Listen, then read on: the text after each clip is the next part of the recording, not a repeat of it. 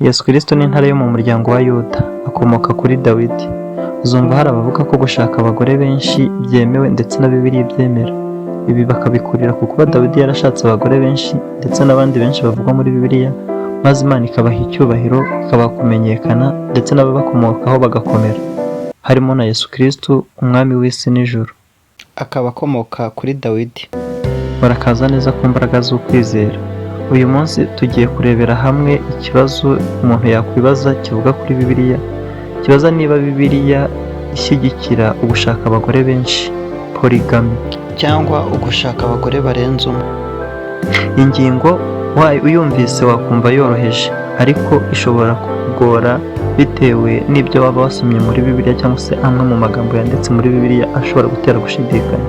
Bibiliya ni igitabo cy'ijambo ry'Imana kandi kigamije kuyobora abantu mu buzima bwabo. Hari abantu bibaza niba kuba hari abashaka abagore benshi muri Bibiliya bisobanura ko Imana ibyemera cyangwa se Imana ibishyigikiye. None Bibiliya ibivugaho iki cyangwa ijambo ry'Imana rivugaho iki? Mu isezerano rya kera hari ingero nyinshi z'abantu bashakaga abagore benshi. Urugero ni nka Aburahamu, ni nka Yakobo na Dawidi. Ariko si Imana yari ibishyigikiye? Igisubizo cy'ukuri ni oya. Reka twifashishe ingero. Aburahamu yashakanye na Sara, ariko nyuma amushakira Hagari kubera kubura umwana. Ibyakurikiyeho turabizi kuko hajemo amakimbirane ndetse n'umubabaro mwinshi. Undi ni Yakobo, yashakanye na Leya ndetse nyuma ashakana na Rasheli kubera umugambi w'umuryango we, ariko urugo rwabo rwari rurimo amashyari n'ibibazo. Undi wa gatatu turavugaho ni Dawidi, yashatse abagore benshi cyane, ariko Bibiliya ivuga ko ibyo byaje kurangira nabyo birimo ibibazo, bisa nkaho cyari igihano cy'uko bashatse abagore. Imana yagaragaje umugambi wayo mwiza mu ishusho y'umugabo umwe n'umugore umwe. Ibi tubisanga mu Itangiriro umutwe wa 2 umurongo wa 24. Bibiliya ivuga ko umugabo azasiga se na nyina agasanga umugore we, bombi bakazaba umubiri umwe. Iki nicyo cyari umugambi w'Imana kuva kera.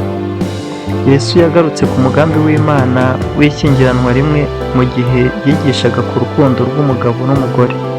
Ibi tubisanga muri Matayo mu mutwe wa 19 umurongo wa 4 kugera ku murongo wa 6. Yavuze ko Imana yaremye umugabo umwe n'umugore umwe, yongeraho ko ibyo Imana yahuje nta muntu ushobora kubitandukanya.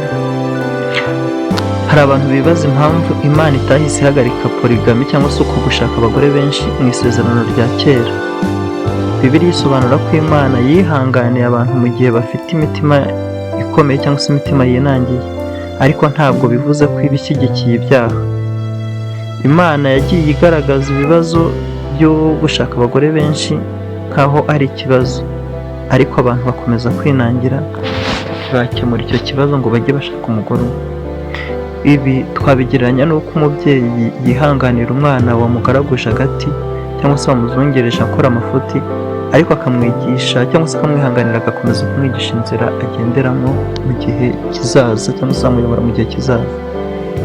Biriya ntabwo ishyigikira polygamy, ahubwo yerekana umugambi w'Imana ko ari uw'ishyingiranwa rimwe rishingiye ku rukundo no kubahana.